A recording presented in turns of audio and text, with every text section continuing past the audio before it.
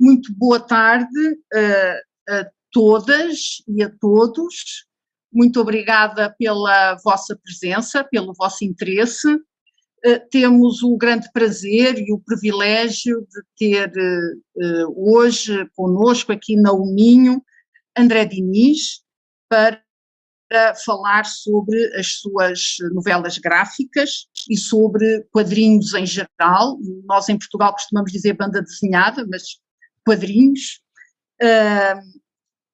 Boa tarde, André, e muito obrigada por ter aceitado o nosso convite, muito obrigada pela sua disponibilidade para falar connosco, para conversar sobre BD, sobre quadrinhos, e muito obrigada pelo cartaz que teve a amabilidade e a generosidade de desenhar expressamente para este seminário, ou melhor, para este webinário, e que, tanto quanto sei, está a granjear grande sucesso nas redes sociais.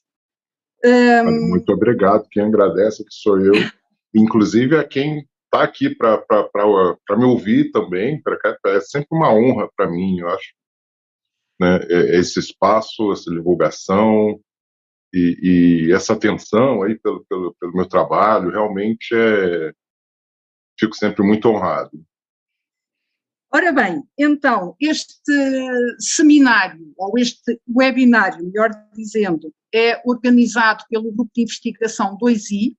2i significa Estudos de Identidade e de Intermedialidade, que é um grupo de investigação do CEUM, e por isso eu queria agradecer ao CEUM, à sua direção e aos seus funcionários todo o apoio prestado na organização e na divulgação deste evento, e queria também agradecer à coordenadora do grupo 2i, Eunice Ribeiro, que está aqui conosco e a quem eu vou passar o micro para uma breve intervenção.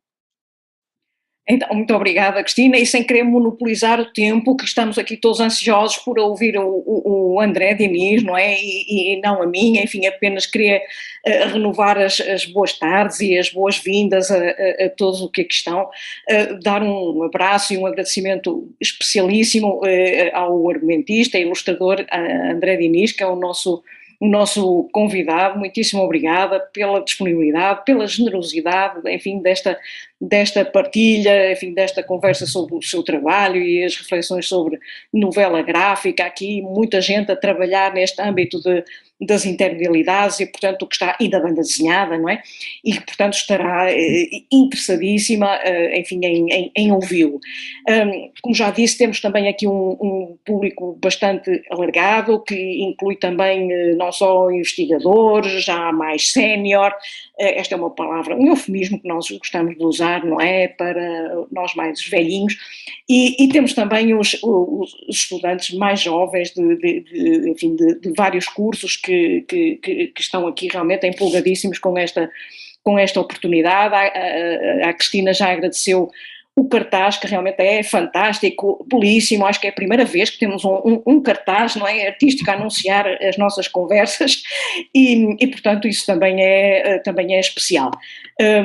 Portanto, eu suponho que a Cristina também já teria dito que, para além do grupo 2i, esta conversa está também em articulação com o projeto, não é? EconMix, que é um projeto europeu que é coordenado também aqui na Universidade do Minho pela professora Cristina, portanto, e nessa medida eu também tenho que agradecer a devida articulação. Portanto, André, mais uma vez, muitíssimo obrigada, é uma honra enorme, não é? É um gosto enorme tê-lo aqui entre nós e, portanto, devolvo desde já a palavra à Cristina e ao André para podermos ouvir. Obrigada. Obrigada, Muito Eunice. obrigado, honra é minha. E uma pergunta, com 47 anos eu sou jovem ou sou sênior? É muito jovem, era o que faltava, não é? O tempo não corre da mesma maneira para todos. Então está perfeito. É jovem. Ora bom, muito obrigada, Eunice, obrigada, André. O seminário, ou melhor, o webinário, acontece, de facto, no âmbito de um projeto de investigação, que é a ação Cost Icon Mix, como a Eunice disse. Portanto, isso significa investigação sobre banda desenhada e novela gráfica na área cultural ibérica. Aliás, temos aqui outros membros dessa ação COST, que é coordenada, portanto, a sede da coordenação está em Clermont-Ferrand, e, portanto, é uma atividade do grupo de trabalho 3, que é um grupo de trabalho que perspectiva a banda desenhada e a novela gráfica como forma de diálogo intercultural. E, portanto, o André Diniz também é um bom exemplo disso, porque porque faz parte da grande diáspora brasileira em Portugal. Dizer também que o grupo de trabalho 3, que eu acabei de referir, é liderado por Hugo Almeida e Eduardo Baila, a quem eu queria também agradecer todo o apoio na divulgação deste evento. Nós chamámos uma conversa com o André Diniz sobre novela gráfica porque propomos um formato ligeiramente diferente do formato do seminário convencional, mais inspirado, portanto, este formato que nós vamos propor é um formato mais inspirado do modelo Anderrattiano, é mais interativo, ou mais interativo mais cedo, vamos dizer assim, e então o que eu proponho é lançar ao André 2 questões para o démarrage, não é? Para o arranque, e depois do André falar, passar o micro para o público para alargarmos o círculo da conversa. Mas antes disso, uma breve apresentação do nosso convidado. André Diniz é argumentista e ilustrador de quadrinhos. Desde 1999 publicou mais de 30 novelas gráficas no Brasil, em França, no Reino Unido, na Polónia e em Portugal, onde vive desde 2016, primeiro em Lisboa e agora mais recentemente em Braga. Algumas das suas novelas gráficas mais relevantes foram publicadas pela Polvo. Vou mostrar Morro da Favela em 2013, Que Deus Te Abandone em 2015, Malditos Amigos em 2018, Entre Cegos e Invisíveis 2019, Matei Meu Pai e Foi Estranho 2021, e no mesmo ano, 2021, quando estávamos todos confinados e havia revoltas da vacina um pouco por todo o lado, a revolta da vacina saiu em 2000. Portanto, eu não estou a mostrar todos, ainda há o Idiota, há outras novelas gráficas, o Idiota também tem aqui, mas enfim, só para vos mostrar assim uma amostra. Várias destas novelas gráficas estão incluídas no Plano Nacional de Leitura. Morro da Favela foi traduzido em francês, em inglês e em polaco e foi tema de exposições na BD-Teca de Beja, no Amadora BD, no Festival de Saint-Malo, Étonnant Voyageur, assim como em eventos científicos na Universidade de Manchester e na Universidade Livre de Berlim. André Diniz foi galardoado com cerca de 20 prémios brasileiros de quadrinhos, entre os quais o prestigiado troféu HQ Mix e o prémio do melhor argumentista, ambos por Morro da Favela. Ora bem, falando em Morro da Favela, e não apenas em Morro da Favela, portanto, a primeira questão para o arranque é uma questão que se prende com a temática, obviamente, não é? Obviamente, evidentemente social das novelas de André Diniz, que focam questões como a desigualdade social, como o racismo, como as regras e os códigos que constrangem e que alienam a vida humana e que a tornam um jogo do qual é impossível sair. E estas questões sociais são postas em cena, são narrativizadas em meio urbano. E mostram que o espaço urbano, pela sua própria organização em bairros, em setores, em zonas, em circuitos, materializa no próprio espaço, não é? No próprio território, materializa a desigualdade social e mesmo a violência social. E eu acho que isso é muito, isso acontece, é visível em todas as novelas gráficas, mas sobretudo em Morro da Favela. Depois, há normalmente um protagonista masculino, que Deus te abandone é uma exceção, porque aí a protagonista é uma mulher, mas é, em geral, um homem jovem ou um rapaz, um adolescente, que é fascinado por quadrinhos e ou por uma arte visual, pode ser a fotografia, pode ser o tatu, pode ser a ilustração, mas, portanto, em geral, pela arte ou pela cultura visual urbana e pelo meio urbano, estou a pensar no Zaqueu, de Matei Meu Pai e Foi Estranho, ou de Ramsés, de Malditos Amigos. E daquilo que eu li, há sobretudo duas cidades, São Paulo e o Rio de Janeiro. São Paulo é a grande metrópole, enorme, gigantesca, compacta, vibrante, né? Mas é sobretudo uma cidade compacta. Eu queria mostrar-vos só aqui uma prancha de Matei Meu Pai e Foi Estranho, em que a densidade é particularmente visível, não é?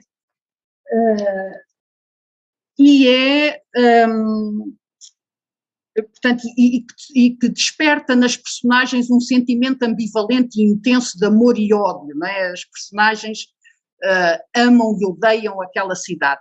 E é uma cidade do presente, isto é, as histórias que lá se passam-se agora, passam-se no século XXI. Eu estou a dizer isto porque o Rio de Janeiro é a cidade do passado, na medida em que é objeto de uma abordagem histórica. No Morro da Favela trata-se da primeira favela carioca, que foi criada em 1897, e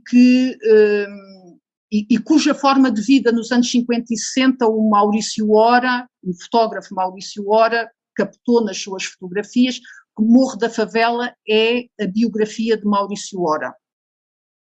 E depois, na Revolta da Vacina, que também se passa no Rio de Janeiro, aí trata-se da grande reforma urbana e sanitária que modernizou o Rio no início do século XX, com um cortejo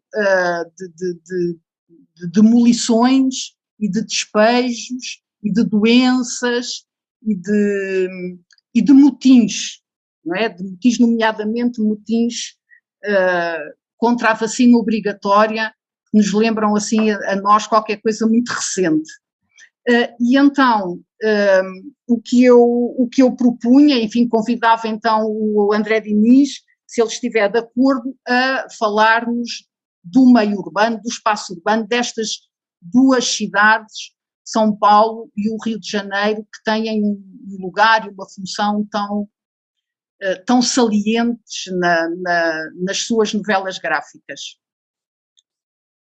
Vamos lá. Sabe que muita coisa que, de repente, para o leitor, né, se for olhando os títulos, parece óbvio. Para mim foi um processo, assim, foi muita coisa muito inconsciente, repetições, assim, quase que arquétipos próprios meus ali, assim, que vão se repetindo nas histórias, e eu falar que, de repente, eu fui perceber, fiz essa tal história, essa, e fui me dar conta disso anos e anos depois, parece até meio ridículo, né? Mas é uma coisa que eu fui buscando, assim, reparando, olha, então, por exemplo, uma figura constante, por exemplo, é um personagem com um problema na perna, meio aleijado, que usa uma bengala, alguma coisa assim. Fui perceber isso depois de 6, 7 histórias. E a figura do pai sempre é muito forte ali, né, positiva, negativa. Mas a questão das cidades, aí eu acho que não é esse caso, né? É mesmo assim uma, um assunto que eu retomo muito de forma consciente, né? E sempre, como a Cristina falou, né, Rio e São Paulo, para mim, são os dois pontos ali assim muito fortes. Eu sou do Rio, né, nasci no Rio, morei lá até os 28 anos, e detesto o Rio, de termos de morar, entendeu? É bonito, um cartão postal, tal, assim, mas eu sou totalmente incompatível, né, com a cidade. Eu sempre tive uma paixão muito grande por São Paulo, que inclusive, porque uma das razões, né, que me fez ter uma ligação com São Paulo desde os 18, 19 anos e com muita frequência é porque lá a vida o Rio tem uma vida cultural muito rica também, mas a de São Paulo é mais próximo, né? Por exemplo, a BD, então, né? A capital da BD ali no Brasil é São Paulo. Ali tudo acontece, tudo, né, efervescente. No Rio é impressionante, assim, até outras capitais ali menores, outras cidades assim, que têm mais relevância até do que o Rio. O Rio tem autores, tem gente ótima, mas, né, não despontou nesse sentido. Então, e São Paulo, o Rio, o que acontece? O Rio tem, não dá para comparar a beleza das cidades, porque o Rio tem beleza e São Paulo não tem, né? Não é questão de ser mais bonito. Mas ao mesmo tempo a beleza do Rio é aquela beleza muito presa aos cartões postais, né? Claro, a gente sai dali um pouquinho, vai para os subúrbios, assim já, né? Não é tão assim.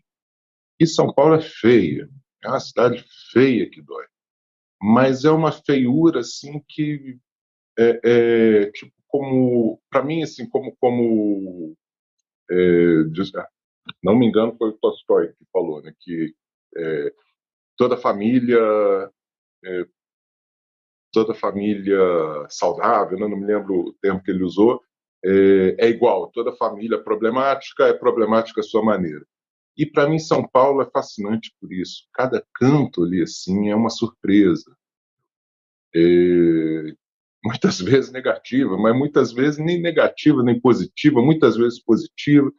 E cada prédio ali parece que, sabe, não tem um estilo arquitetônico. Tem prédio que parece que foram 8 arquitetos que foram fazendo ao longo do tempo. Um começou, a interrompeu, o outro veio com outra proposta, fez mais um pouco. E o próprio caos da cidade, né? 20 milhões de pessoas todo dia lá, né?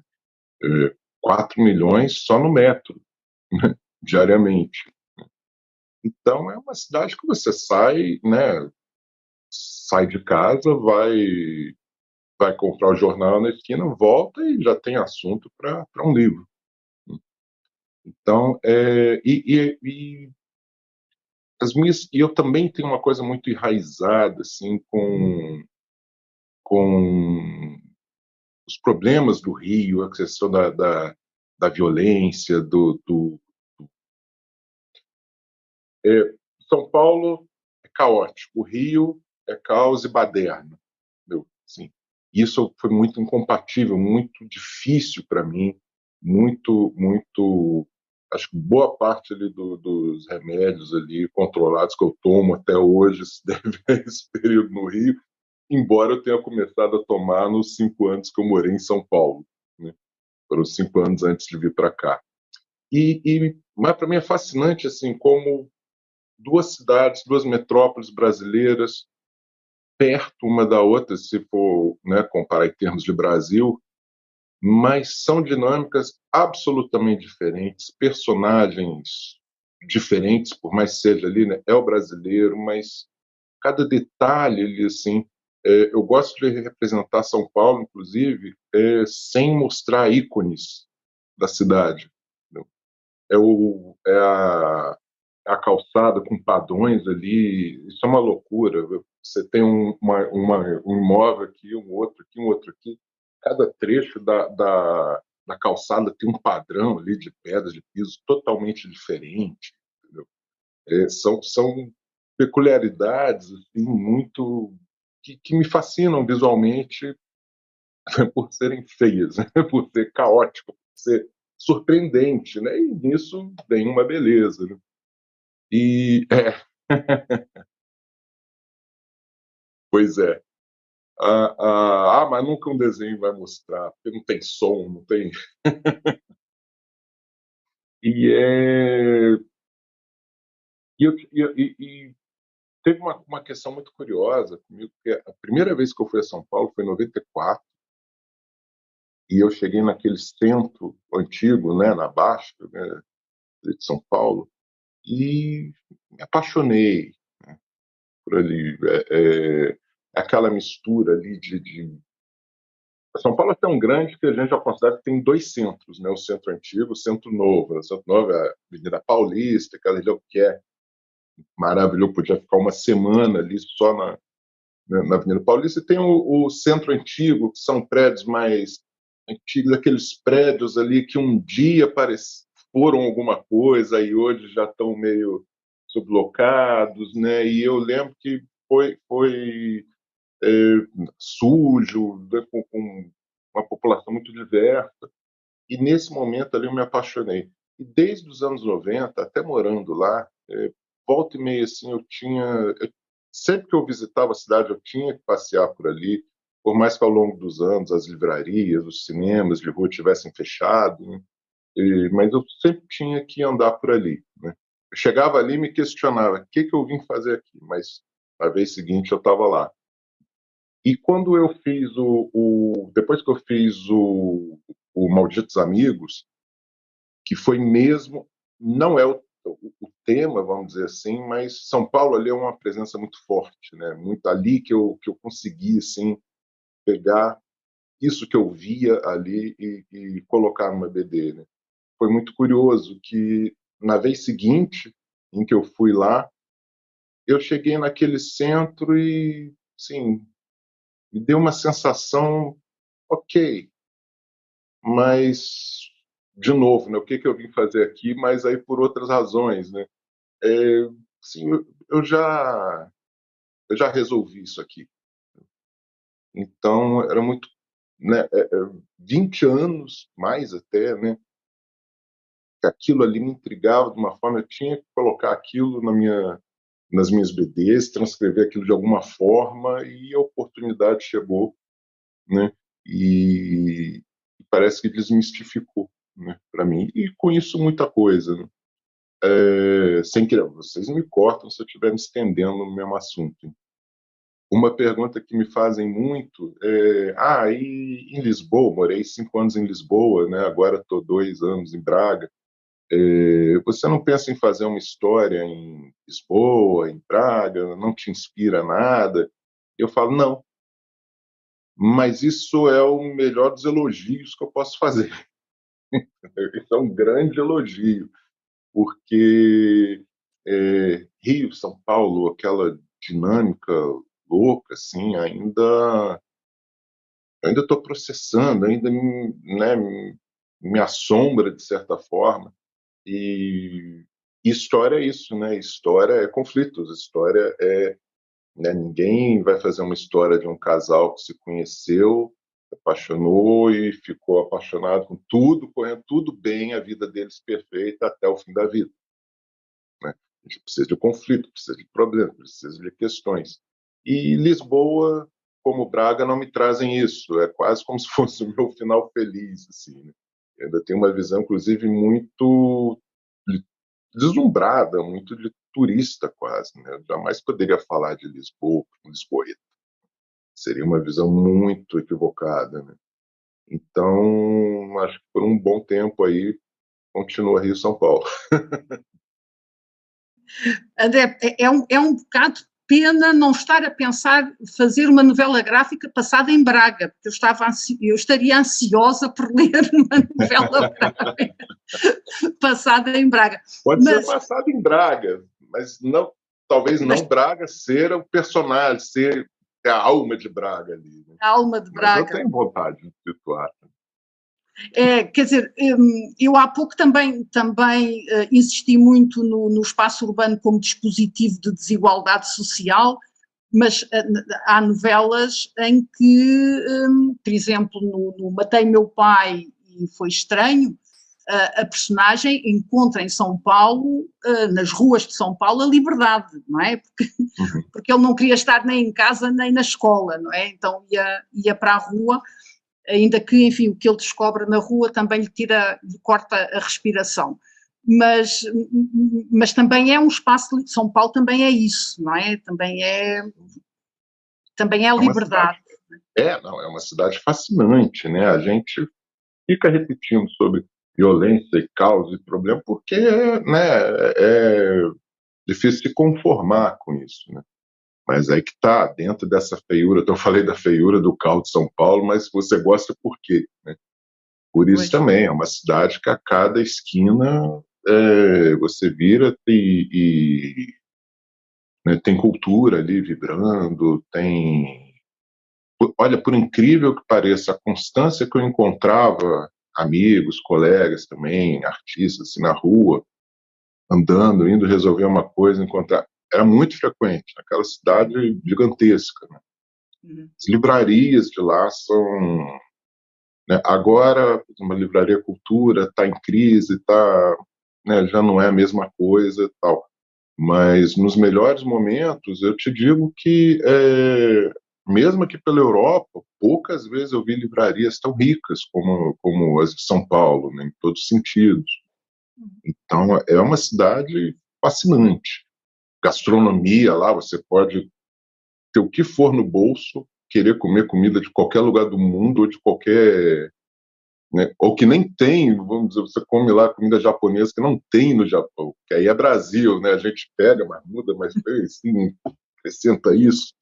Então é fascinante, fascinante. Você morre de tudo em São Paulo, menos de tédio. Exato. Sim, tudo funciona 24 horas sobre 24, não é? Enquanto que, enfim, o Rio nas suas novelas, a mim parece mais, é uma cidade que está sempre em transformação, em convulsão interna, não é?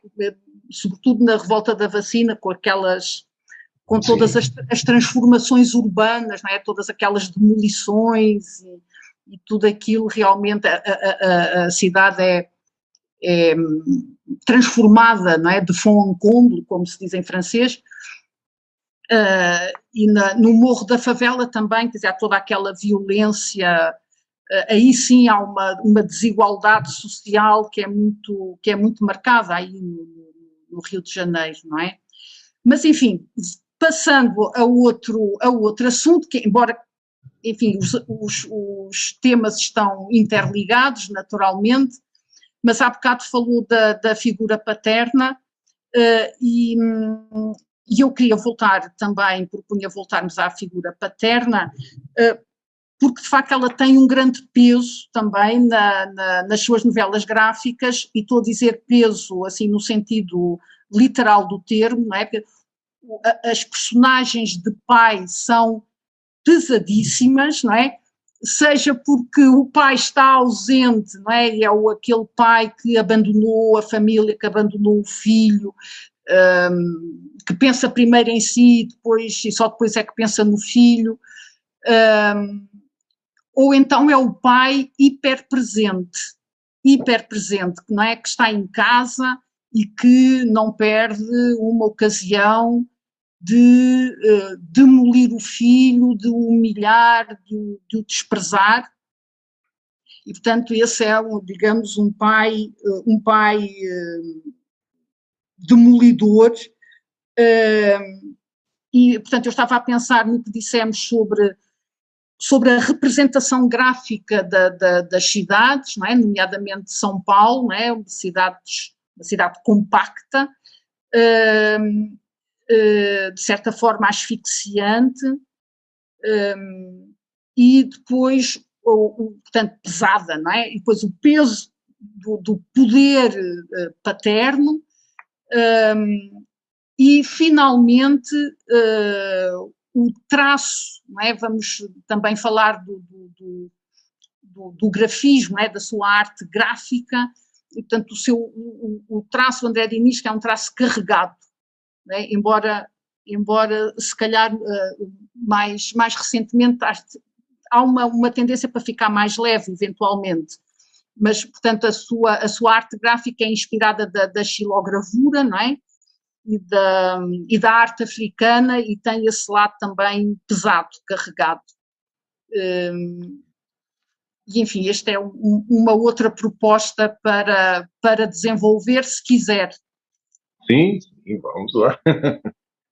Olha, o mais curioso é o seguinte: meu pai foi uma pessoa maravilhosa. Era poeta, ele sempre me incentivou muito com o meu trabalho, com os quadrinhos e tal. E a figura recorrente aqui nos meus quadrinhos é justamente uma figura oposta. Então, sim, há pouco tempo eu comecei vamos lá, eu de 2014 por aí, eu comecei mesmo a ter problema de depressão, no momento estava tudo bem na minha vida, isso foi, né, o mais incrível, e de repente eu não conseguia subir, né, sair do sofá e dormindo, e uma apatia absurda, mais do que tristeza, né, assim, tanto faz, ganhou na loteria, perdeu tudo, tanto faz, né, uma apatia enorme. E eu fui descobrir, né, ao longo do tempo, assim, que com tratamento, que se trata até de um grau básico de bipolaridade, né, que explica também alguns períodos, né, um período de 2 anos que eu fiz cerca de 1.000 páginas com boa parte desses títulos aí que foram citados, foi feito num período de 2 anos, né, e isso escrito, reescrito, páginas feitas, refeitas, né, então e quando veio também, assim, aquela, né, bipolaridade que eu estou falando, foi descobrir com mais de 40, né, então né, um grau mais, né, mais leve, não é, né, mas quando também eu soube isso, muita coisa me explicou sobre meu pai também, né, porque essa pessoa maravilhosa, tal, mas ele tinha progressivamente ali um transtorno de humor muito grande, né, e e claro, e aí era muito difícil, né, e aí foi uma pessoa maravilhosa, mas doente, né, hoje a gente sabe, né, que ele estava doente, e muito disso ali eu vi os problemas do Rio de Janeiro, as coisas vão se ligando, né, esse caso, essa falta de qualquer tipo né, de respeito, de regra, né, do Rio. Eu via ele se consumindo muito no trânsito, né, você para o carro, já vem um sujeito ali que, né, cobrava de você, dá um valor para você ter que pagar ali, e a bandidagem, a malandragem. Claro que o Rio não é só isso, né? Mas isso tudo me marcou muito também, de ver, né, meu pai sendo consumido por isso, entre outras coisas. Então acho que hoje, né, depois de tanto tempo, eu começo a perceber um pouco que, né, tem uma influência grande disso. Mas, e como eu falei, inconsciente também. Eu tenho uma BD que é o Quilombo Urunhaê. Essa não foi publicada aqui, eu quero até retomar e redesenhá-la, refazê-la, porque...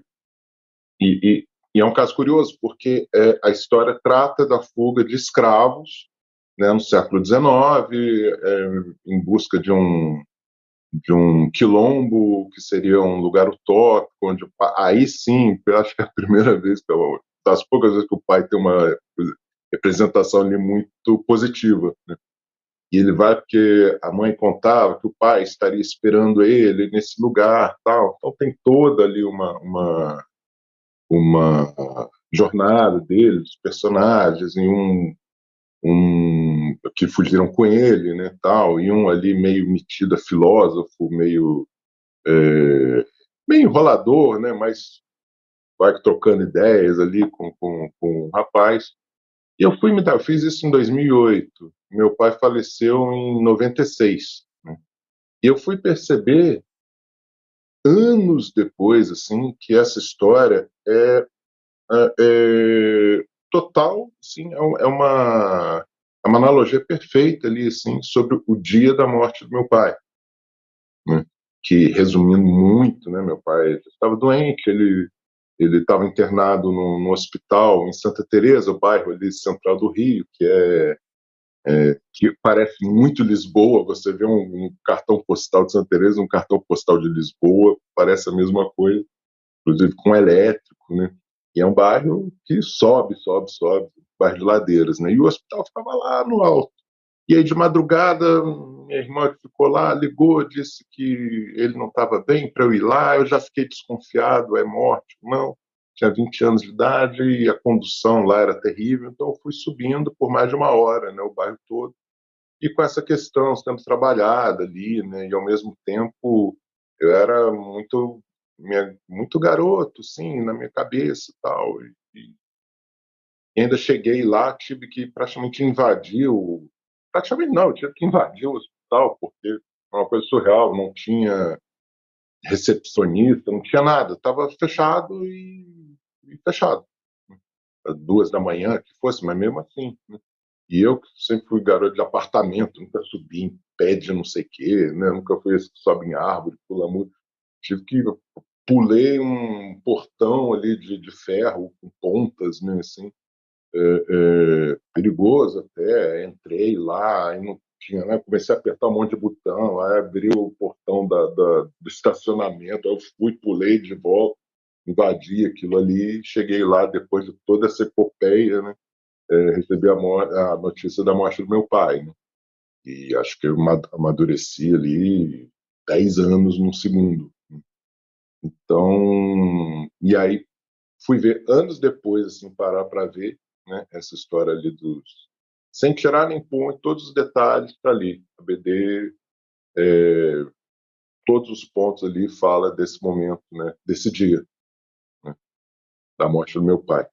E veja bem, eu estou falando aqui de mim, de tal, do meu pai, da minha, né, parece uma coisa meio narcisista, mas é que eu acho muito interessante estudar isso, porque em maior ou menor grau, todo artista, todo autor tem muito disso, até mais do que ele mesmo imagina, né? Às vezes é muito inconsciente mesmo, né?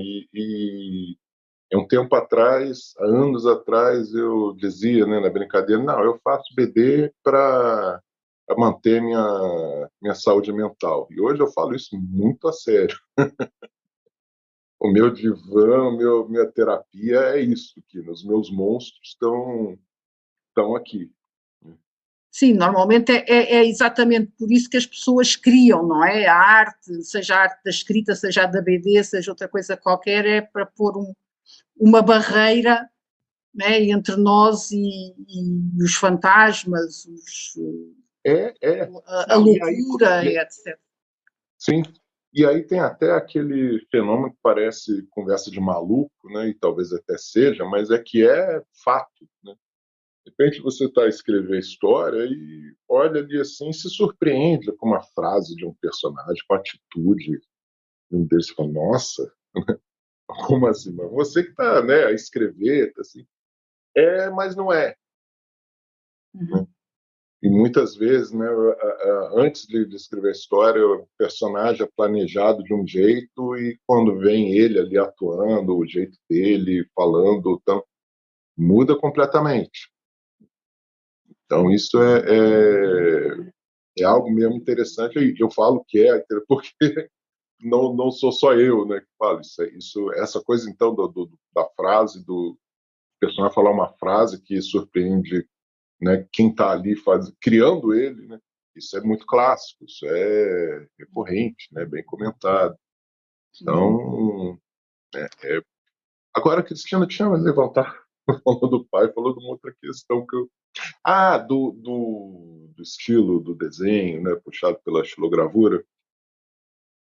Então, teve uma coisa curiosa que foi processo recente, foi em 2008. Eu já tinha publicado, né, vários BDs, a maior parte delas com argumento meu e desenho de outros parceiros, né?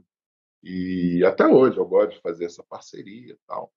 Mas é que até aquele momento, assim, eu sabia, assim, eu tenho algo a dizer com as minhas histórias, com os meus argumentos, né?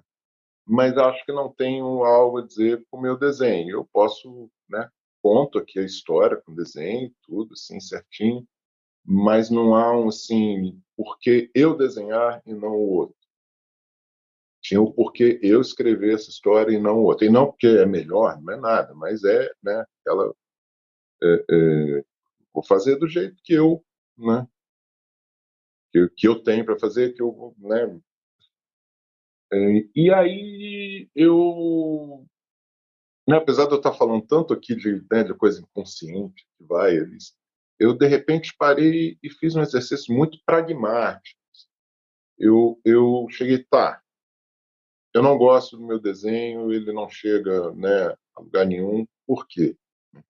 Então eu fiz o exercício de deletar assim da minha cabeça tudo que eu achava que sabia sobre fazer uma página de BD, as referências que eu tinha até então, do que era bom, do que era ruim, e parei para, né, parei um pouco para me estudar e tirei umas conclusões muito boas daí que foram antes e depois, né? Primeiro, assim, tá, eu miro fazer um desenho nessa linha aqui e tal. Mas vamos ver outros caminhos, assim. O que fascina o meu olho, né, fora ali do universo da BD?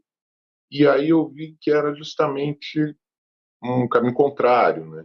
É, aquela imagem mesmo bruta, assim, primeiro da estilização da arte africana, né? Que é uma estilização que não necessariamente é cômica, mas é extremamente exagerada. Esse lado rude ali da, da filogravura, né? Porque também eu parei para ver o seguinte: quais são aqui, o que eu tenho a oferecer, né? Quais são aqui as minhas limitações, podem virar qualidade, né? Podem virar algo positivo. Então eu percebi, primeiro, meu olhar é muito bruto, no sentido de que eu vejo círculo, eu vejo quadrado, eu vejo, né, as formas geométricas, mas não é um olhar de um pintor. E a minha mão é pesada. Eu ia desenhar com lápis, eu fazia, no que eu faço, assim, eu traço, já pula aquela ponta ali que quebrou, né, de eu fazer tanta pressão. E aí eu fui vendo que isso juntava, né? Poxa, xilogravura, que é a coisa mais pesada do que isso, né? Você cava na madeira. E então casou muito bem isso, né? E eu fui seguindo esse caminho. E aí outras questões, assim, a simplicidade, eu gosto do dizer mais com menos, por mais que o meu desenho, né, tenha bastante achura, assim, tudo, mas as formas ali, assim, elas são simplificadas e juntou com uma questão prática isso também, porque você fazer uma BD não é uma, né, não é duas, três ilustrações, não, fazendo pouco caso. Eu nem me julgo tanto assim ilustrador, mas em questão de tempo mesmo que eu falo, né, de trabalho mesmo, né, porque 200, 300 páginas ali, 5, 6 desenhos em cada uma, e muitas vezes precisando, né, de uma repetição ali, né, se o personagem tem tal proporção, tal traço físico, você tem que manter aquilo. Então, essa simplificação também ajudou muito nisso, né? E aí eu me encontrei. E, claro, aí o que eu fiz, tanto esse de 2018, de 2008, foi o que eu disse que eu quero redesenhar, né? Ainda estava no primeiro momento, mas foi daí, né, para frente. Ok, André, muito obrigada. Então, eu passo o microfone ao público para alguma questão, algum assunto que queiram abordar, o André Diniz, a Kelly Vasconcelos. Oi. Obrigada, Kelly. Oi, Tudo bom, boa tarde. Tudo bem, André? Boa tarde, uma alegria imensa. Saudações do Brasil para todo mundo. Meu nome é Kelly. Está mais difícil. Tá bem difícil, mas que bom que tem a tecnologia que a gente pode se ver, né, virtualmente. Primeiramente, obrigada, André, por ter compartilhado a sua história, ter compartilhado o link. Nossa, assim, estou aprendendo tanta coisa com essa palestra que você está dando. Assim, a gente fica revisitando, né, coisas dentro da gente também, porque eu acredito muito que arte é isso, né? Sim, é você transformar o seu monstro em algo interessante e mostrar, olha, eu tenho um monstrinho, você também tem o seu, não trate ele tão mal assim. Depois você descobre até que teu monstrinho é muito maior do que você imaginava. Com certeza, e que você pode, em vez de combatê-lo, abraçá-lo, né? Não transformá-lo em algo pior. Então, assim, a minha pergunta, né, para também não ficar monopolizando, como é que é o feedback dos leitores para você? Que assim, né, o pessoal lê e tem uma galera que vai lá te dar um feedback e tal. Porque, assim, quando eu li Eu Matei Meu Pai, foi estranho, né? Eu até cheguei a escrever uma resenha, assim, me identifiquei muito, né? Porque eu sou de São Paulo, capital, sou moradora de uma periferia. O personagem me lembra muitas coisas que eu já vi, que eu já passei, né? As dificuldades, pegar condução cheia, encarar, inclusive, o preconceito das pessoas pelo fato de você morar numa periferia. Esse personagem, assim, bateu muito em mim. Eu queria que você falasse um pouco do feedback das pessoas, né, da galera quando lê teu trabalho e fala, pô, achei legal isso, também te inspira, vou colocar isso aqui também no próximo trabalho, enfim. Muito obrigada, viu? Obrigado, hein, Kelly. Olha, é aquilo, né? Acho que 11 em cada 10 que não gostaram, acharam mais ou menos, de repente não vão chegar a mim e falar, né? Mas, então, geralmente, o retorno que eu tenho é, né, de quem gostou, de quem teve uma boa experiência, né? O que é curioso, o que é mais curioso é o seguinte, eu acho que as minhas histórias estão muito ali, assim, ou muito num limite ali entre humor e trágico, e o humor do trágico, o trágico no humor, né? Muito assim essa fronteira. Então aí que eu noto bastante diferença. Por exemplo, um quadrinho como Matei Meu Pai Foi Estranho, ele, julgo eu, que ele tem bastante humor, apesar de tratar um tema sério, como Malditos Amigos. E então eu noto muito, assim, reações diferentes, respostas diferentes nesse sentido. Então, o Matei Meu Pai Foi Estranho, por exemplo, já teve quem chegasse para mim e dissesse que achou hilário, que nunca riu tanto, e outro dizendo que quis pular da janela. O Malditos Amigos também, quando eu escrevi, eu passei para um tradutor, né, amigo meu, para pedir para traduzir para o inglês, né, para mostrar para outras editoras, assim. E eu comentei com ele, não, mas eu falo, né, desse tema ali da depressão, da grande cidade, né, dessa coisa, mas trato com humor também e tal, assim. Aí ele terminou de ler e falou comigo, nossa, eu quase cortei os pulsos de tanto rir. Então isso é o curioso, né? Isso é a reação, são as respostas mais divergentes que eu noto, né? E isso é muito, muito interessante. E acontece às vezes também de interpretações assim que às vezes a pessoa, olha, não, eu gostei que você fez isso assim, fazendo uma referência, aquilo, tal, simbolizou muito, e eu nem pensei nisso. Aí eu penso, perfeito, vou usar o caso do Morro da Favela, que é um preto e branco ali muito, né, contrastante. Alguém falou comigo, não, e foi muito, achei muito interessante que você evocou a coisa do negativo dos filmes, né, da foto. Ó, próxima vez que eu falar do livro, eu vou usar isso, mas nem me passou pela cabeça.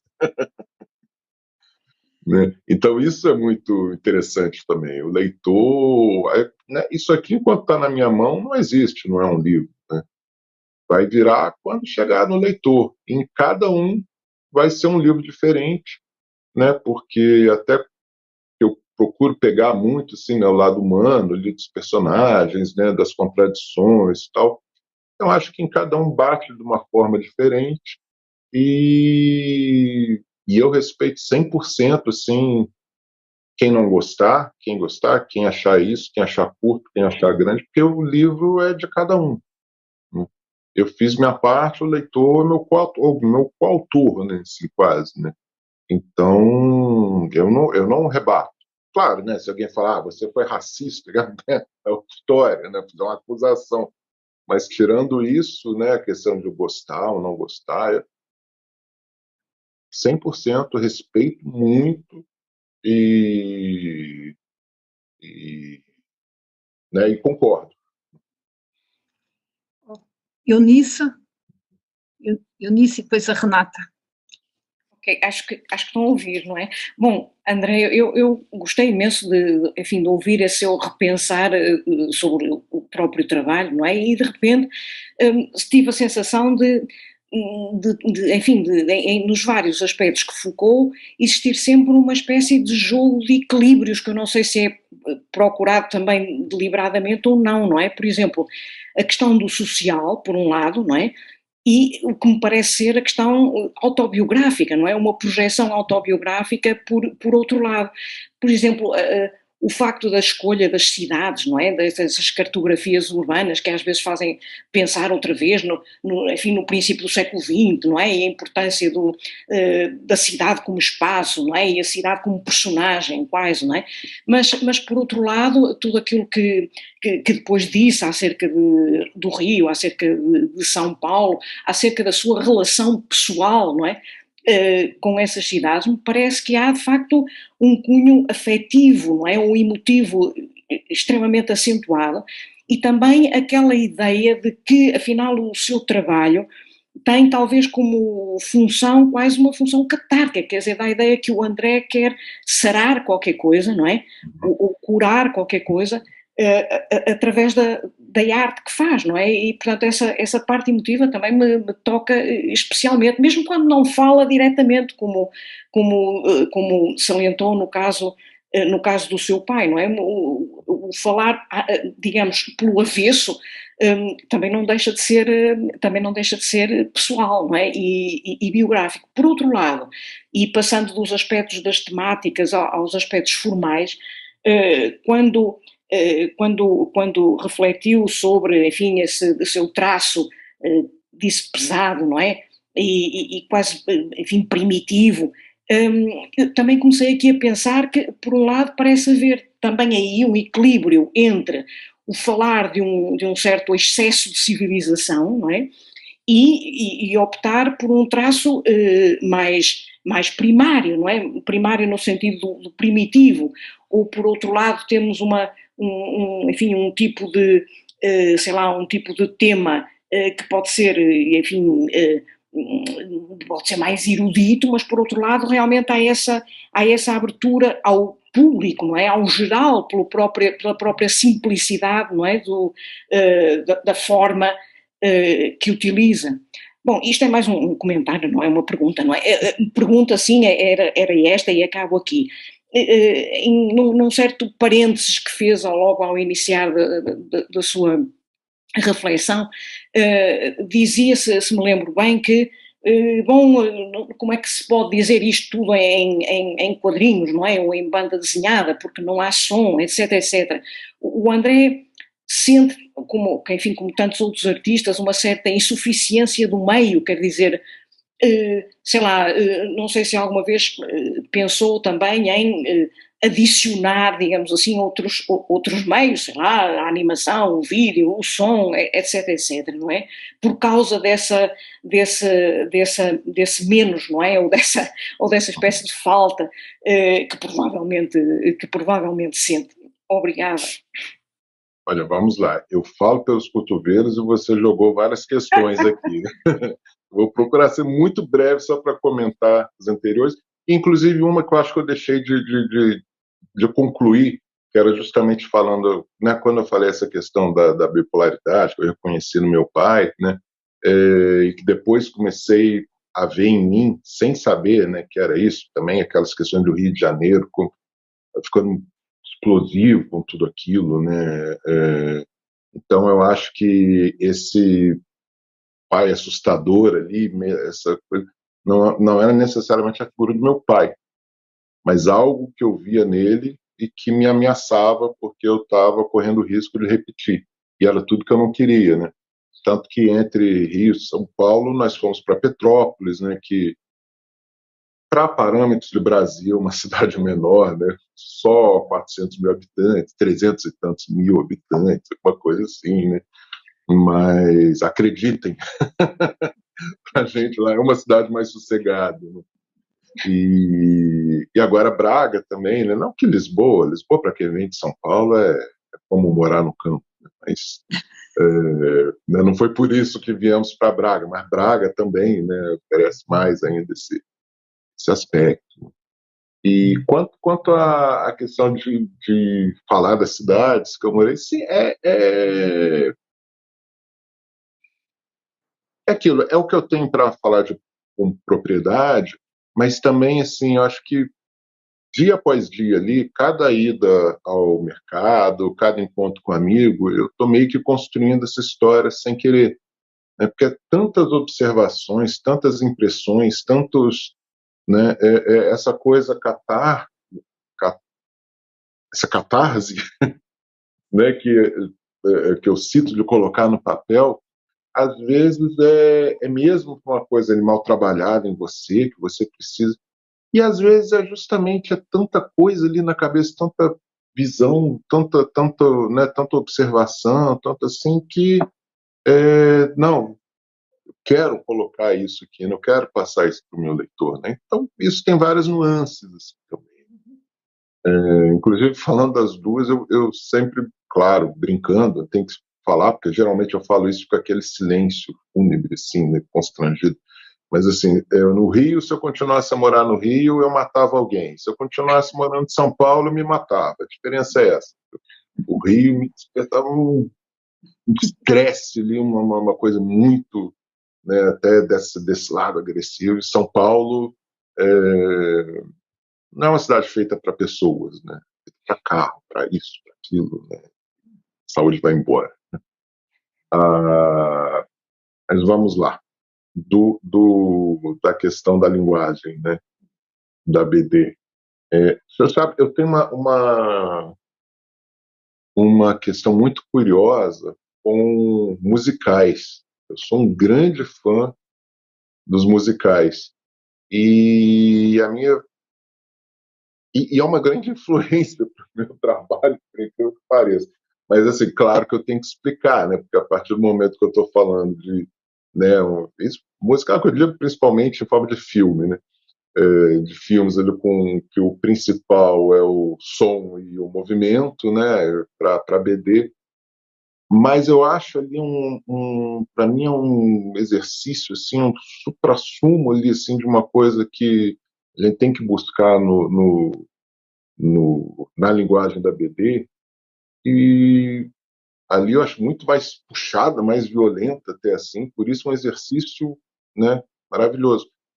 Imagina só, o autor ele pega ali assim um tema, né, uma cena ali com diálogos, com ação, e ele tem que colocar ali, né, nas formas de diálogos, todas ao mesmo tempo ele está passando a essência de cada personagem, ele está fazendo a história andar, ele está passando um clima, às vezes, ao mesmo tempo ironia e falando uma coisa séria, tem humor e tem seriedade ali, tem interação entre os personagens, e ele precisa fazer isso encaixando todo o texto ali, vamos dizer, numa métrica muito fechada, né?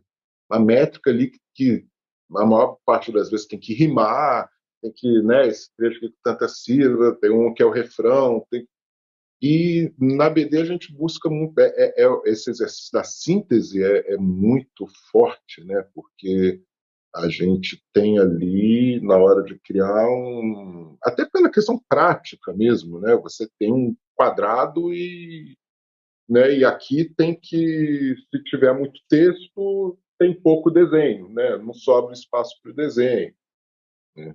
Então, até por esse lado, mas também pela dinâmica da leitura, né, porque eu acho que a BD funciona bem quando você, vamos dizer, você tem um bloco enorme de texto aqui, o meu olho vai parar, vai ler, vai ler, vai ler, vai ler, vai passar pelo desenho, ler, ler,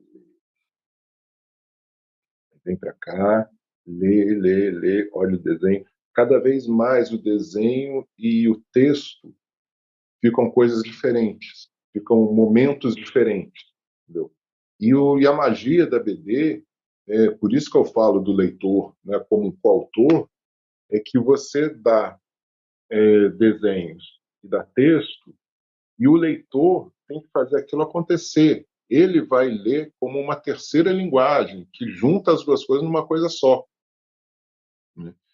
Então, o trabalho da síntese, né, é muito forte. Você tem que, se tiver uma palavra sobrando, corte, né? Ao mesmo tempo, não pode ficar uma coisa seca, né? Tem que ter ali, né, uma expressão, tem que ter uma. Mas é um exercício muito grande nisso, né? E quanto à frustração em si, olha, eu acho que eu me expresso bem, eu acho que me basta, né? Porque apesar de eu estar falando da questão de música, né, de musical, mas eu, ao mesmo tempo, eu tenho zero. Para mim, música é uma coisa mágica, assim. Vamos dizer, se eu precisar fazer um quadro, uma poesia, um romance, um filme, um roteiro, eu faço. Pode ficar um lixo. Não estou falando que eu faço bem, não. A maior parte dessas coisas que eu falei eu nunca fiz. Mas vamos lá, eu vou saber, né? Então tá, põe aqui uma câmera, depois vai ficar uma coisa amadora, mas tem um filme ali, assim. E a música, para mim, é algo, eu simplesmente vejo e não sei como que aquilo vem da cabeça de alguém, como que, né? Então, ao mesmo tempo, tem esse fascínio, tem uma coisa, para mim, sim, separada, né? Então, eu não sei, é a linguagem que eu realmente, né, que ela realmente me satisfaz. Até a questão da cor, por questões práticas também, né, acaba que o colorido às vezes fica, né, fica mais caro, fica impreciso, embora eu acho que isso está caindo um pouco, mas, por exemplo, a adaptação que eu fiz do Idiota, 400 páginas, né? Se eu faço isso tudo colorido, vai ficar uma fortuna, né? Vai ficar um trabalho. Não vai ficar porque ninguém vai publicar, começa por aí, mas ficaria um livro muito caro. Então, mas o preto e branco me agrada, eu gosto, eu me resolvo bem, não é uma frustração também para mim. Eu queria fazer colorido, mas vou fazer no preto e branco, né? Então, quanto a isso, quanto a essas questões. E teve uma vez, eu coloquei na cabeça, assim, porque eu preciso de desafios. Eu acho lindo, sem ironia nenhuma, exemplo, a gente vê a trajetória do Charles Schulz, né, do Peanuts, Charlie Brown, Snoopy. Ele, ao longo de 50 anos, fez a mesma tira dos mesmos personagens, no mesmo ângulo, no mesmo ciclo, aquele estilo de desenho, né? Ele mesmo, não era assistente nem nada. Se eu fosse propor fazer alguma coisa assim, tentar fazer alguma coisa assim, eu me matava umas 18 vezes nesse processo. Eu preciso de desafio, eu preciso mexer aqui na coisa. E teve uma vez que foi 2010 ainda, que eu coloquei na cabeça, eu vou fazer um musical em quadrinhos. Óbvio, né? ninguém nem suspeita disso. Mas aí eu peguei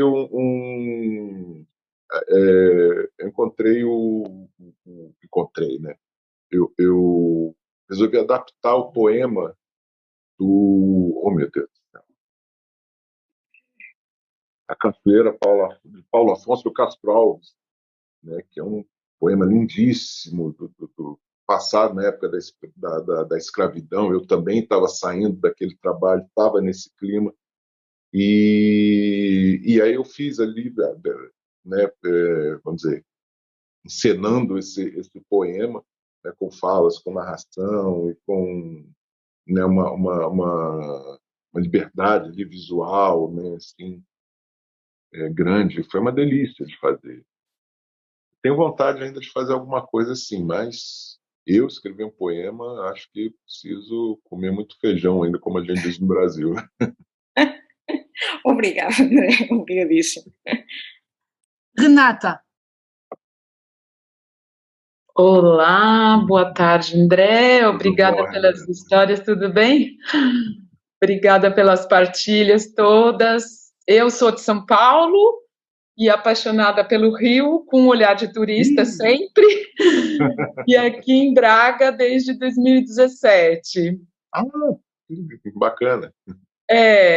Fiz o doutoramento aqui no C1 e trabalho muito com crianças e jovens. E a minha curiosidade é como é que os quadrinhos apareceram na sua vida, as suas referências, se você lia quando era criança, quando era adolescente, se teve alguém que te iniciou assim nessa arte, e depois também a tua formação enquanto produtor, se você foi estudar com alguém, em alguma escola especificamente, ou se foi um processo mais autodidata de sair fazendo. Eu tenho amigos que trabalhavam com fanzine na minha adolescência e via que era um processo mesmo artesanal. E vejo também que hoje em dia os jovens estão muito nas telas, né? E esse fazer manual que você trouxe aqui também, da mão pesada, me faz lembrar a Anna Atterley com a mão inteligente. E se você também acaba trabalhando no computador ou se o teu processo é mais ali no traço manual mesmo. Acho que era isso, em síntese. Pois é, as respostas a todas as perguntas vão ser a menos interessante possível. Primeiro porque essa mão pesada, na verdade, a minha xilogravura ali é mesmo digital.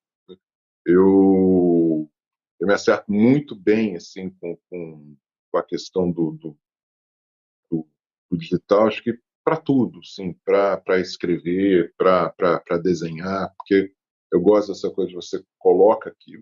E o meu desenho não precisa, o meu desenho é traço preto, né? Não que, mas eu gosto dessa coisa de põe aqui, puxa para cá, estica assim, tal.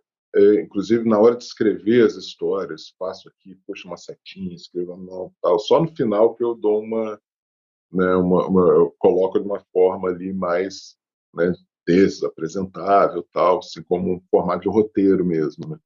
Mas ali o processo, assim, né, se você para ver, não tem nem problema, nem medo de alguém plagiar, porque ninguém vai entender nada. Um monte de rabisco, puxa para cá com essa cor, com aquela, aí eu pego com a mão, puxo para cá. Então isso eu me encontro muito bem, né, no digital.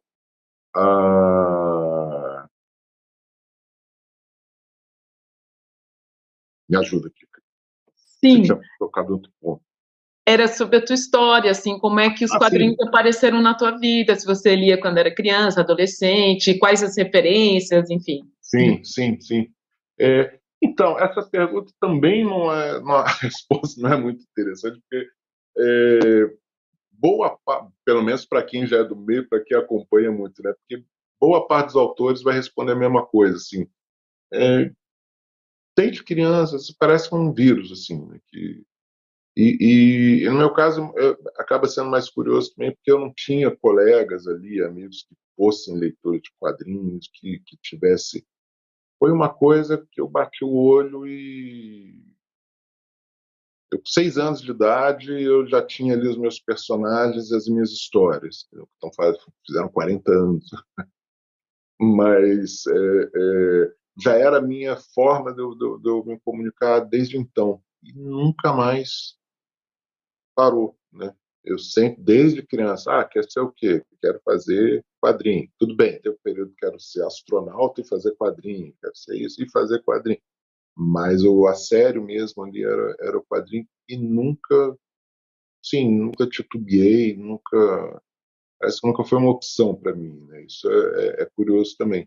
Em casa, na família, não tinha ninguém que desenhasse. Meu pai era poeta, né?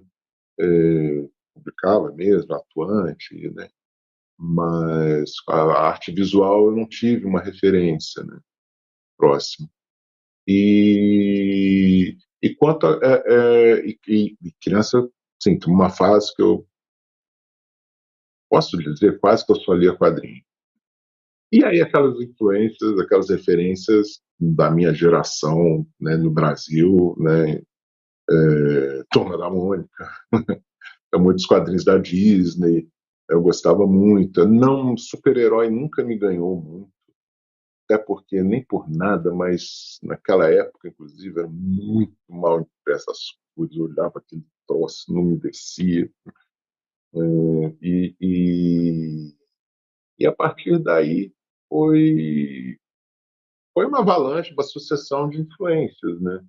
E cada vez mais também saindo do quadrinho, né? Porque é aquilo. Eu falo para todo, eu dou curso também, né, de quadrinho e tal, e é o que eu falo para todo mundo, assim, vai buscar referências diferentes. Para um pouco de ler quadrinho, vai buscar outras coisas. Se bem que essa geração hoje, já, né, a gente sem querer, né, já está vendo de tudo um pouco ao mesmo tempo. Mas teve um momento ali que quem ia fazer quadrinho só lia quadrinho e aí reproduzia aquilo, né, fazer um pastiche ali daquilo que já leu. Para de ler quadrinho. E não é problema com quadrinho, com a BD, porque se for um cineasta, alguém de teatro, né, romance, você fala, dá uma olhada ali nas BDs, não subestima não, muita coisa interessante, né, pode abrir muito caminho ali. Né? E quanto à formação, eu acho que já era essa questão da bipolaridade lá atrás, que eu não imaginava. Eu sempre tive muita dificuldade assim, com o ensino forma tradicional, né? Então, por exemplo, o Matei Meu Pai Foi Estranho não é uma autobiografia, mas acaba tendo bastante. Né? O personagem ele sai de casa, aí ele está ali, né, casa, escola, passa ali um ônibus, um autocarro, que ele nem sabe para onde vai. Opa, vou entrar aqui, vou deixar o destino e não vai para a escola. Né? Isso a partir dos 15 anos de idade, né, foi a minha rotina. Né? Repetindo 2 vezes, né? Mas e vou dizer, acho que eu não quero influenciar mal ninguém aqui, mas acho que foi das melhores. Ali eu me conheci, ali eu aprendi muito mais do que na escola, estando ali eu sozinho no meu canto, sem ninguém saber, né, ali onde eu estava. E com desenho, eu não digo necessariamente que isso é bom, não ser autodidata, né? O desenho, se eu tivesse tido um estudo mais formal lá atrás, assim, talvez o meu desenho tivesse um pouquinho mais moldado, mas eu teria pulado muita etapa. Eu teria, talvez, por exemplo, essa história que eu fiz em 2008, eu não pensasse em redesenhá-la, né? Eu tivesse me encontrado mais rápido não sei se né, num estilo, numa traço mais formal, aí também não sei, né? Mas a questão é que comigo não funciona o curso ali tradicional, então e acaba e também no desenho essa questão do inconsciente, por que pareça, acaba ajudando. A partir do momento eu comecei a fazer muitas achuras assim, sabe, paralelas uma à outra e a picotar ali assim com branco, traço em preto, e virou, não digo que é bom, não digo que é ruim, mas virou uma marca minha e não sei de onde eu comecei. E uma coisa ali assim quase que, né, intuitiva. Ok, muito obrigada. Fazemos outra ronda. Alguém quer intervir? Severa? Vamos lá. Então, boa tarde. Boa Saudações da Suécia.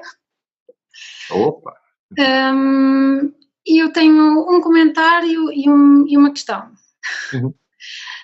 O comentário seria mais no sentido de porque eu não conheço muito bem, foi-me mais assim, dado aconselho a ver o Idiota. E então a primeira ideia que me veio foi esta, não só da xilogravura, mas também muito da arte de desenho, de banda desenhada russa, não é? Do Lubok. Não sei como é que se diz em russo e também não sei como é que se diz em português, mas em sueco diz-se Lubok. E não só pelo desenho, pela simplicidade do desenho, mas também por esta vertente da crítica social. E este foi o meu comentário, não sei se tem alguma pertinência ou não. E a minha questão tem mais a ver com o estado de como estão as coisas neste momento, porque quando eu sou da geração em que se lia muita banda desenhada, em que as pessoas se juntavam em casa uns dos outros para ler banda desenhada. Agora, com os meus alunos, eu não, apesar de eu tentar mostrar-lhes e dar-lhes a conhecer as origens, ou melhor, a estrutura da banda desenhada, não lhes vejo grande vontade de continuar a ler, ou continuar a investigar, ou continuar a pegar no que é a banda desenhada. Então, a minha questão é, qual é o futuro, na sua opinião, da banda desenhada? Para além das séries, não é? Dos super-heróis, que também está a cair em desuso, porque agora está-se a fazer filmes em vez de continuar as bandas desenhadas. Por isso, já se recebe a resposta, sim, eu sei quem é o super-homem, não porque o li, mas sim porque vi o filme, ou com o Homem-Aranha a mesma coisa. A única coisa que vai salvando é estas... que eu vejo os meus alunos ainda irem ler um bocadinho, são estas, o Heartstopper, não é? Que é baseado numa série do Netflix. E a única coisa, a Netflix é que vai fazer com que os miúdos leiam este Heartstopper, senão não lhes vejo interesse nenhum. Pronto, lanço. Vamos lá. A pergunta dá para ficar aqui uma semana falando, mas eu juro que eu não vou fazer isso. O seu comentário primeiro, né, sobre a semelhança também com essa estética russa, né, do desenho. Isso é outra coisa que eu posso usar assim como, não, eu fiz por causa daquilo. Na verdade, foi posso falar quase uma coincidência, que eu fui, sim, muito.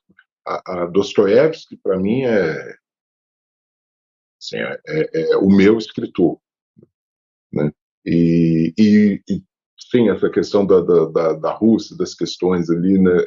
Tem muita, não da Rússia de hoje, claro, mas muita coisa abordada ali nos livros, tem uma semelhança ali, assim, com o Brasil, pelo menos eu acho, eu vejo ali.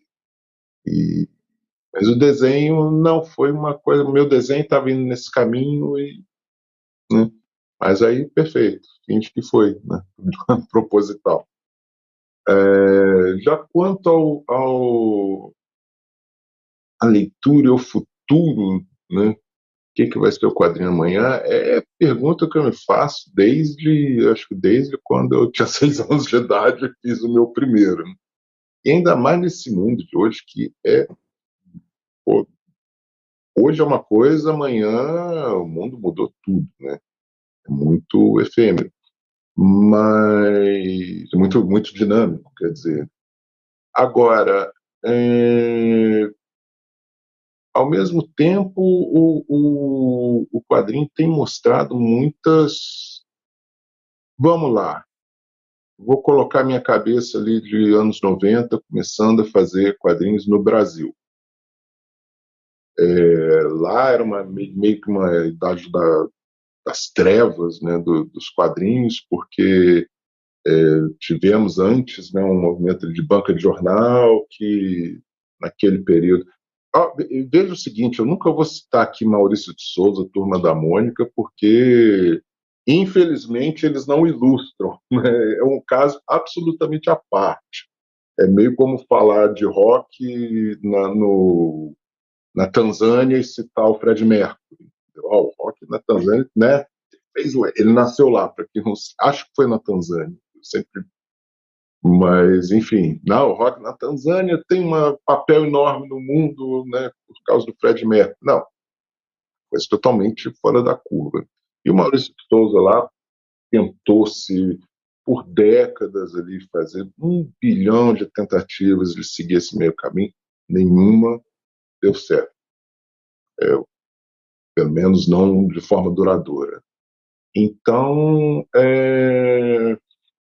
lá nos anos 90, a realidade para alguém como eu que queria começar a fazer quadrinhos era, não sei, era praticamente os fanzines, ou havia 1000 tentativas na banca de jornal. A banca de jornal ainda era referência ali, assim, de espaço para quadrinho, mas já não tinha aquele peso, já não tinha aquele público que sustentasse, né?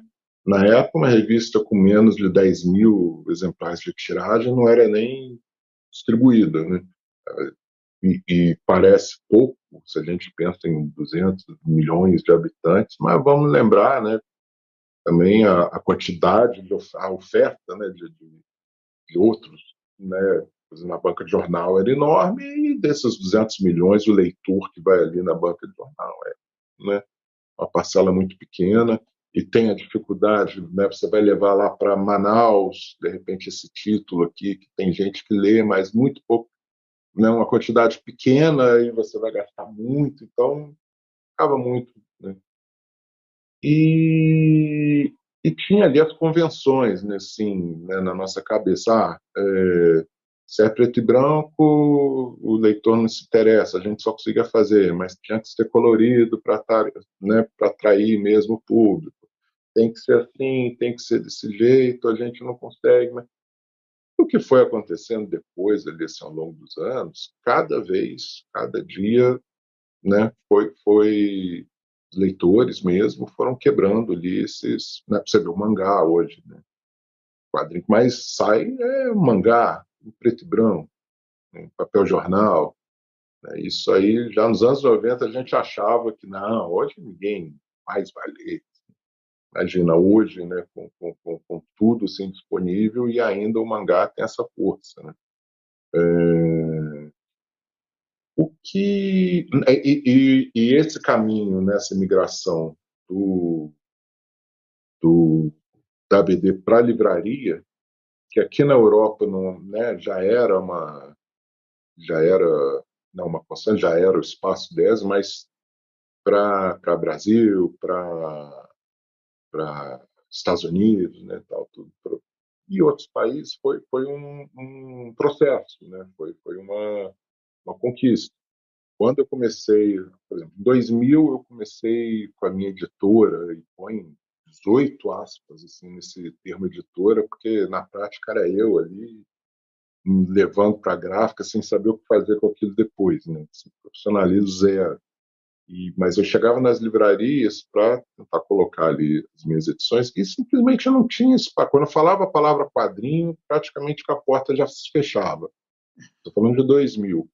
e os poucos quadrinhos que tinham ali estavam deslocados. Você via o Maus, né, sobre o Holocausto na seção de humor, quadrinhos eróticos do Manara na seção infantil, quadrinho de criança, tal, né? E imagina, chegava um desconhecido ali, né, não tinha espaço. Isso, estou falando de 2000, em 2005, era uma realidade totalmente diferente, né? Já havia ali editoras especializadas e um espaço, as livrarias já tinham seu espaço, além das livrarias especializadas, né? E foi cada vez mais, desde então é só surpresa. Por exemplo, agora na pandemia, a venda de quadrinhos disparou lá no Brasil. Todo mundo li sem dinheiro, sem grana, esses livros caros, né? Se você for converter pelo câmbio em euro, daqui fica mais caro, de lá, mas o que importa é o bolso, né, do leitor. E para o leitor lá, o livro é muito caro. E disparou. Cada dia editora nova, cada dia, né, mais títulos, e 15 anos que se fala, não vai sustentar tanto, não pode ter mais editora, senão ninguém vai se sustentar. Está ali. Ao mesmo tempo, tem um comportamento de nicho, né, porque virou um nicho enorme. É muito complexo isso, né, porque virou um nicho enorme, porque são muitos títulos e as tiragens não são grandes. Ainda tem um pouco aquele público lê ou não lê quadrinho, né? Mas, enfim. E eu falo de Brasil, claro, né? Eu estou ainda muito preso, mas isso ilustra um pouco o que está acontecendo, essa transição, essas dúvidas, essa questão. É o que está acontecendo no mundo inteiro. Quando eu cheguei em Portugal, primeira vez, eu estive aqui em 2013, quando saiu o Morro da Favela, né? Então cheguei já conhecendo as pessoas assim no meio. Era muito interessante porque aí eu conversava sobre isso, né? Aí de repente um autor, um editor me falava, não, porque no final dos anos 90, começo dos anos 2000, começou a se formar esse cenário, porque Portugal entrou para a União Europeia, e aí economicamente ficou melhor, tal, tal. Aí eu, na Polônia, conversando, né, com o pessoal de lá, no final dos anos 90, começo dos 2000, começou a se formar isso aqui, porque saiu do comunismo e tal, foi um processo. E, na verdade, quando a gente vê, todos esses lugares vamos dizer, com aparentes explicações totalmente diferentes, fizeram o mesmo processo. Porque acho que foi o quadrinho em si, né, a BD em si, que foi ganhando outros contornos. Né? Você, anos atrás, imagina, quadrinho sobre o pai do autor que tem Alzheimer, entendeu? Qual é? Oi? Né?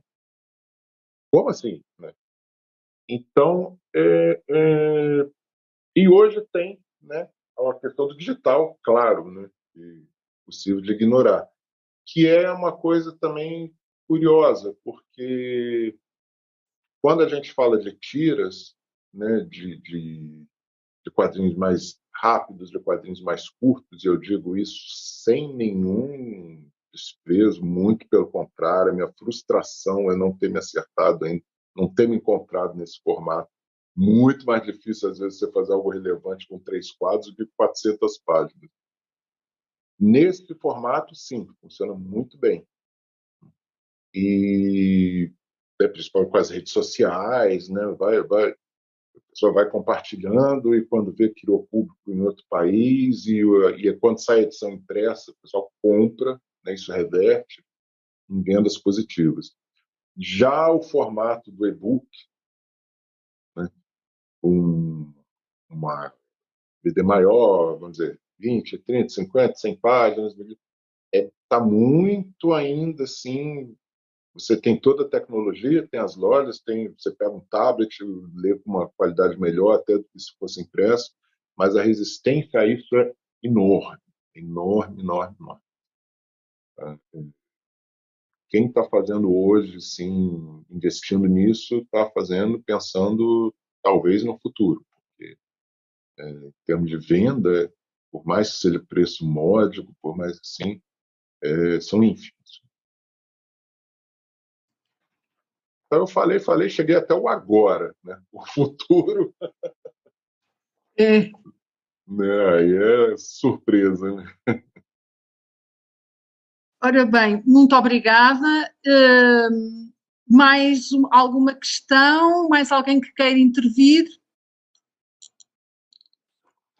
Não? Ora bem, nós temos que terminar dentro de 10, 15 minutos, mas então, só para rematar, porque o nosso suporte técnico também tem que fechar, não é? Mas só para rematar, André, eu ia lançar assim só duas questões. Uma tem a ver com a representação da depressão em Malditos Amigos, que eu pessoalmente acho muito original, e que é, portanto, aquele monstro que só tem um olho, não é? Só ter um olho lembra-nos logo a câmara também, não é? A fotografia, mas que é sobretudo um olhar massivo, não é? A depressão é representada como, que é assim, eu já vos mostro, é um monstro que tem tipo ciclope, não é? Que só tem um único olho e que se encosta ao protagonista. Não é a única, acho eu que não é a única representação da depressão nessa novela, mas acho muito original este olhar massivo. E a segunda era só para lhe perguntar se há na banda desenhada franco-belga autores ou autoras que admire. Não propriamente que o tenham inspirado ou que sirvam de referência ou de modelo, não sei, mas que aprecie. Olha, eu vou começar por essa última que é mais fácil. Eu sou péssimo na hora de citar autor. Não vai me vir nada aqui na cabeça quando eu desligar. Puxa, eu tinha que ter falado aquilo. Para vocês terem ideia como é a minha cabeça, olha, não sei se vai dar para ver. Tem ali ao fundo. Isso aqui dá azul, não. Um pôster na parede, que é uma página de uma BD francesa. E é a única coisa assim, mais ostensiva de BD que tem aqui. Nem trabalho meu tem muito, só ali, né, no fundo do meu espaço assim, e tal. E eu acho maravilhoso o desenho dessa autora. Pergunta o nome. Não me vem, não sei, eu já li. Não, vamos tentar. A próxima vez que vierem aqui, vão tentar. Não guardo, porque eu sou fã dela a ponto de ter feito isso. Então, eu sou terrível nessa hora de citar. Mas sim, tem vários. Pode ser que me venha aqui, que pipoque, mas senão já vai perder tempo, vou ficar aqui pensando, 10 minutos não vou responder nada. Mas são contemporâneos. Como? São autores contemporâneos. Pois é. Vai me vir o nome. Eu vou respondendo as outras coisas e vai me vir o nome.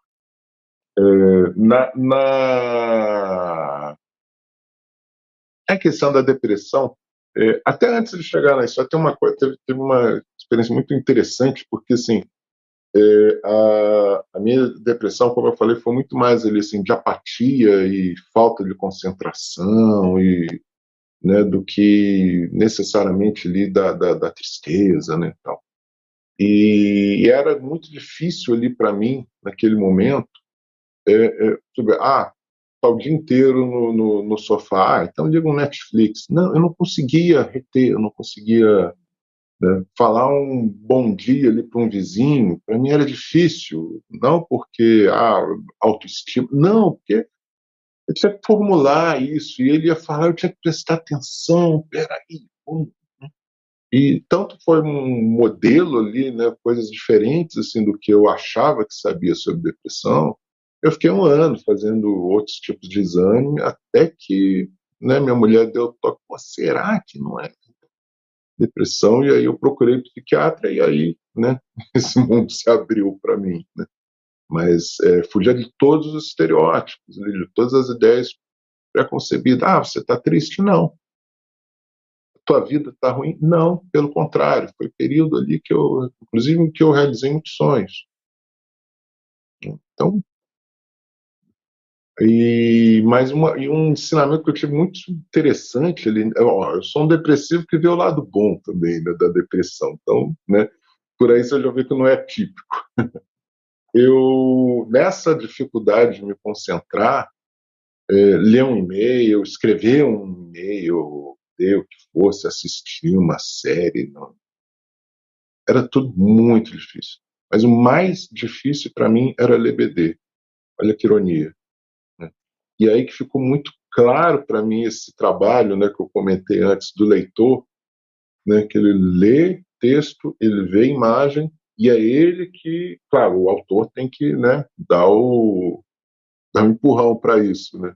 Mas o leitor tem esse trabalho, né, muito mais do que, né, vamos lá, um filme, e pelo amor de Deus, não estou menosprezando, né? Tem filme que foi feito 100 anos e a gente ainda está comentando, interpretando, tal, né? Mas basicamente ali como linguagem, né, o filme é algo que você põe e acontece ali na frente. Se você sair e voltar meia hora depois, passou meia hora do filme, né? E a BD não. Você vai dar o ritmo, um vai ler em meia hora, um vai ler em 1 hora, né? Então, isso nunca ficou tão claro assim para mim. Quanto à questão da representação da depressão, né, nessa BD, começa inclusive na ideia de se fazer isso, né, porque é um personagem fictício, né, com questões dele, tal, mas eu emprestei para ele essa vivência em São Paulo e toda a vivência da depressão. E assim, mais uma história sobre depressão, né? Mas o que me fez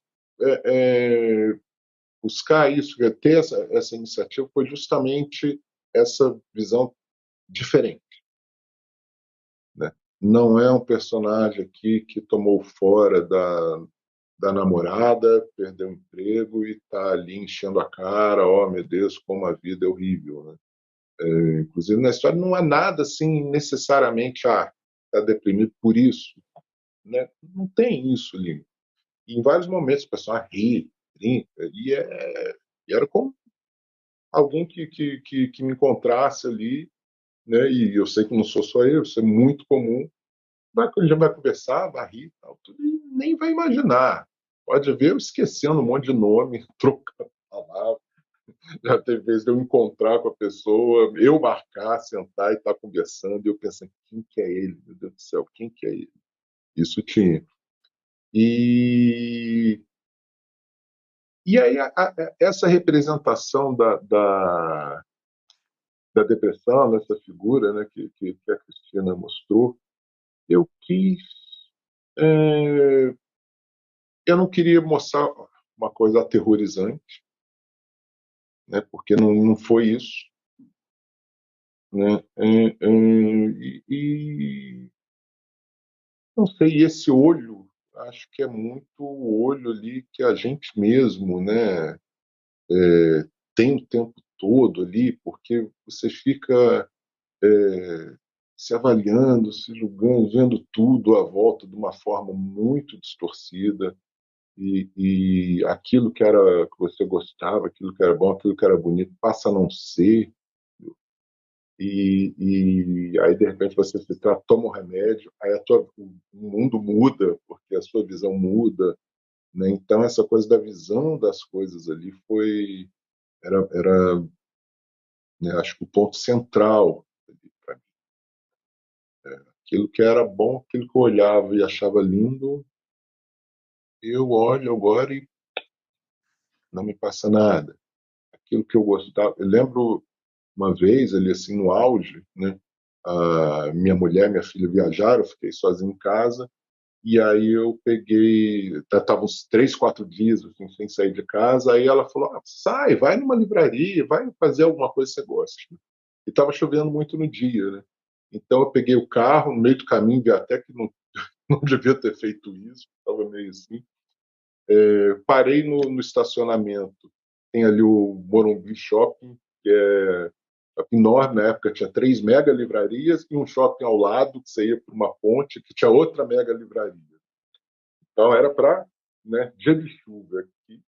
Lembro que eu parei no estacionamento e me veio assim, olha, eu já estou cheio de livro em casa que eu não li ainda. Para que eu vou comprar livro novo? Se eu não vou comprar livro novo, para que eu vou na livraria? Se eu não vou na livraria, para que eu vou sair desse carro? Eu reclinei e cochilei ali uma meia hora. No estacionamento de shopping, tem lugar pior do que isso, né? Lugar mais horroroso do que isso. E cochilei ali. E racionalmente eu tinha razão. Né? Agora você vai levar isso, né? Racionalmente você chega, por que eu vou viver? Né? Por que eu vou... Né? Então, depois aí me forcei, né? Depois desse cochilo, saí, fui ali, né? Eu olhava e nem... Né? Tanto que eu, às vezes, eu comprava, via um livro ali diferente, olha que coisa, né? Esse aqui, pô, interessante, nunca tinha visto isso, vou comprar. E comprava, chegava em casa, tinha 2 iguais. Já tinha passado por isso 2 vezes, de ver, achar interessante comprar e deletava da minha cabeça, esquecia. Né? E aí foi por isso que eu quis, né, mostrar, até porque eu comecei a perceber, não só eu demorei muito para descobrir que isso era depressão, como quando eu comecei a conversar com amigos, com as pessoas, eu descobri muita gente ali também, quer dizer, eu descobri, eu não sou, né, especialista, mas eu vi reação de muitas dessas pessoas eu conversando, chegando à conclusão que também tinha e não sabia também. Então, pelo amor de Deus, eu não sou profissional, eu não sou, né, não quero, tanto que na parte ali que eu cito que ele começa a se tratar com remédio, passa muito en passant, não quero essa responsabilidade, mas essa vivência, essa coisa ali na pele, né, e que tem 1 bilhão de nuances, além de ser muito interessante de trabalhar, né, tá, né? O bom de fazer BD também é o seguinte, né? A gente reverte qualquer coisa ruim, né? Tem esse consolo. Puxa, passei 30 anos aqui preso numa prisão turca, mas isso vai dar uma BD muito boa. Tem esse consolo. Ok, muito obrigada, André. E muito obrigada a todos e a todas por esta... Muito obrigado. Desculpa te interromper, mas muito obrigado a todos também. Muito obrigada pela vossa participação, pelas vossas intervenções, por terem feito deste webinário un entretien, uma conversa com o André Diniz, que é um grande conversador, de facto. E muito obrigada também ao Pedro Medeiros por ter apoiado tecnicamente este webinário. E terminamos então aqui, esperando as próximas novelas gráficas do André Diniz. Se a crise do papel não atrapalhar... Se a crise do papel não atrapalhar, tudo está em crise também, nem vale, não é? Verdade. A crise é muito diversificada e, portanto, falta tudo nesta altura, mas acho que não faltarão histórias e que não faltarão outras conversas. E, portanto, acho que também a obra do André Diniz é um bom exemplo da vitalidade da banda desenhada atualmente, que eu acho que é realmente, não é a única, claro, mas é uma das artes narrativas que está com uma pujança, não é? E uma força, uma criatividade que, por todo o lado, e em todos os géneros, não é? os antigos revitalizam-se e criam-se outros novos, e, portanto, acho que vamos ter muitas histórias para nos entretermos e para estudarmos, e, portanto, a ideia também é promover os comic studies, os estudos de banda desenhada aqui na Universidade do Minho. Muito obrigada, André, muito obrigada a todas e a todos, e até uma próxima oportunidade. Muito obrigado também, cada um de vocês, e pela honra de estar aqui.